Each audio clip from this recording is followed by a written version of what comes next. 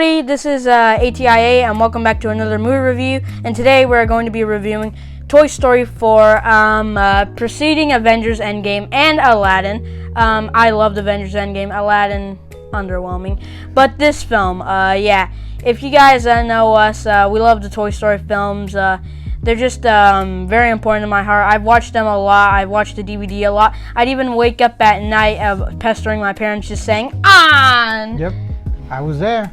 True story.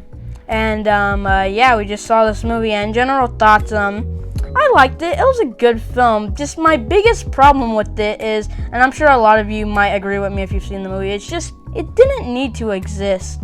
That's the uphill struggle Toy Story 4 was facing. Toy Story 3 was such a perfect ending that I don't think there's nobody out there besides the studio saying, we need another Toy Story, we need to get this story out there. I mean, it's been 9 years since Toy Story 3, and I can't recall anyone saying I need another one, because the way the other one ended, 3 that is, was perfect. Even though I liked it a great deal, I do have to agree with Eric. There isn't much reason for this movie to exist. I don't think that it extended a whole lot of the mythology or gave us anything that we truly needed.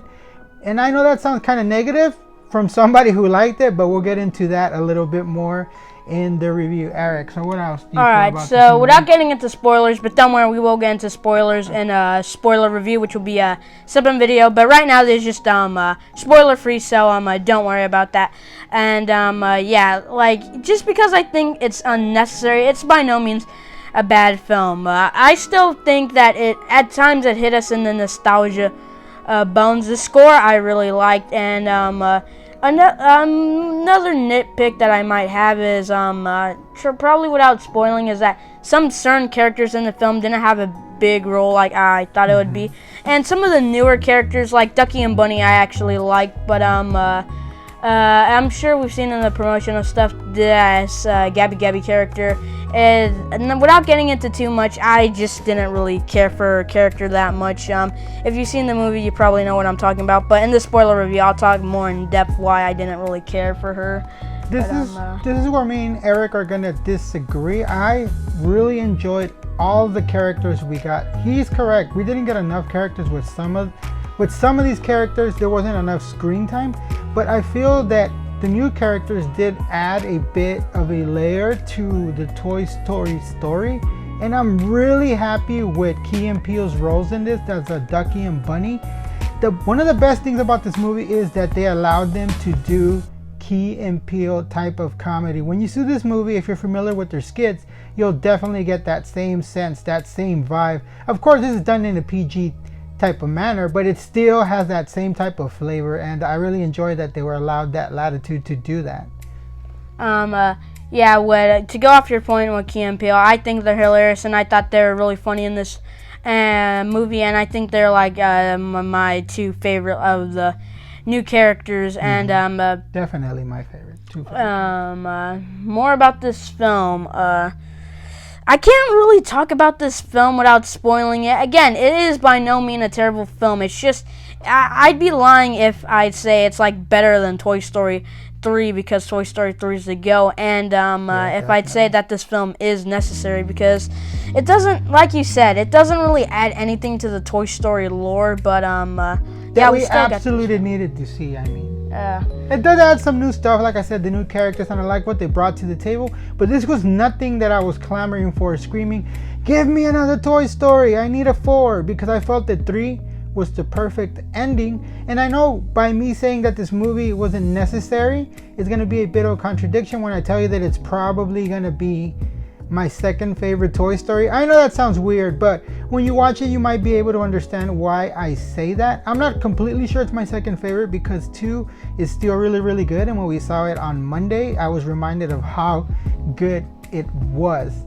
Another thing that I really enjoyed about this movie is that it reminds us what it is to be a child and to have these toys, and how much they mean to us, from the excitement and the fun they bring to us, to the comfort that we feel when we may be scared, sad, unsure of ourselves. And with that, I'd like to take a minute to give a shout out to some of my toys when I was younger. I wish that I would have been more careful with you and I still had them, but with that said, a shout out to Captain America, Optimus Prime, Lionel from the Thundercats, and of course Dracula from the Ghostbusters toy line. And that's got to be one of the biggest takeaways for me, that it shows us how much these plastic, fur, whatever the toys are made of, bring to us when we were children, and we sort of forget because we feel like obviously they're not sanctioned, they don't have life.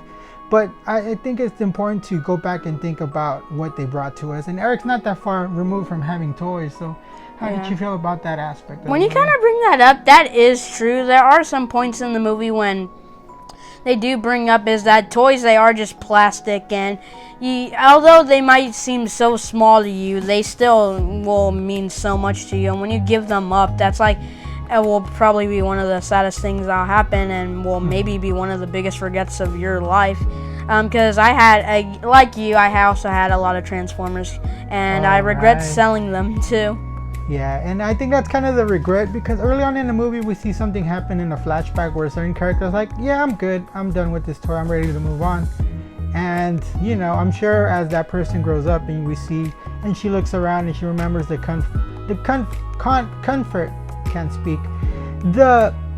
joy and light that it brought him, literally, to this character. I'm sure that they feel a different way looking back fondly on those toys.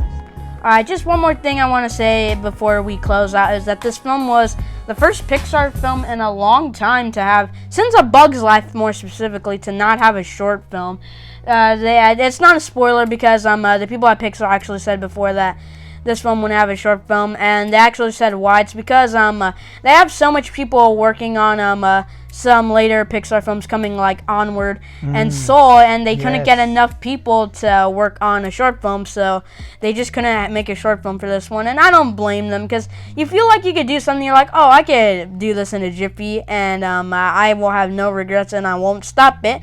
And then when you do it, like, you know, you actually can't do it. So I don't blame them at all. Animation takes a lot of work, especially also, when you see the animation in this movie. Yes, when walking out, I forgot to mention is that the animation in this movie looks great. From the first Toy Story, it hasn't aged as well, but it's still impressive for the time period. And from each Pixar film, the animation gets better and better. And this one, hands down, is the best one out of all the Toy Story films. And from the original Toy Story films, a lot of people will say, like, you know, the humans didn't look like humans, but that wasn't their fault. It was hard to render humans back then, and now it's just so easy. And the humans in this film just look a lot like humans too. Yeah, so that's exactly why there was no short film. And talking about Onward and Soul, those are two Pixar projects that I'm very excited for. I'm glad that we're going to put away the sequels and any continuation of previous franchises, because I feel that it's time to tell a fresh new story, and I think that's where Pixar's moving. How do you feel about that? Yeah, because like recently, the last original Pixar movie was Coco, and that was like in 2 years ago. Yeah, and the film before this was Incredibles 2, which was a sequel, and before Coco was Cars 3, and before Cars 3 was Finding Dory. So a bunch of recently, sequels. We've been getting lots of sequels, but next year we're gonna get 2 new, fresh stories and no continuation. So overall, it wasn't a terrible film. I honestly thought it was a good film. It's just it doesn't need to exist, but it's still a fine movie in my opinion.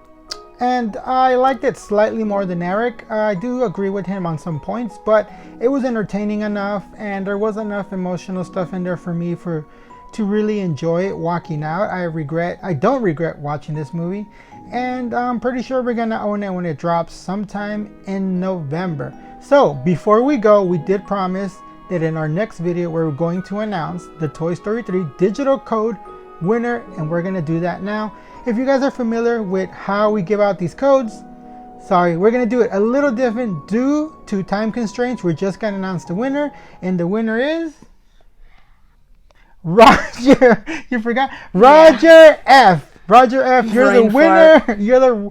Roger F, you're the winner of the Toy Story 3 digital code. Contact us on the email listed in the About tab in our channel to receive your code. Congratulations. What is wrong with me today? Congratulations. Hope you enjoyed. Thank you for supporting the channel. I know you've been with us for quite some time, and I'm glad that you're going to get this digital code. So for now, that's our spoiler-free thoughts. We'll be back in a couple of days with a spoiler-filled review. Until then, comment down below, let us know if you like this movie, if you've seen it, where do you rank it amongst the Toy Story franchise. So for now, that is all.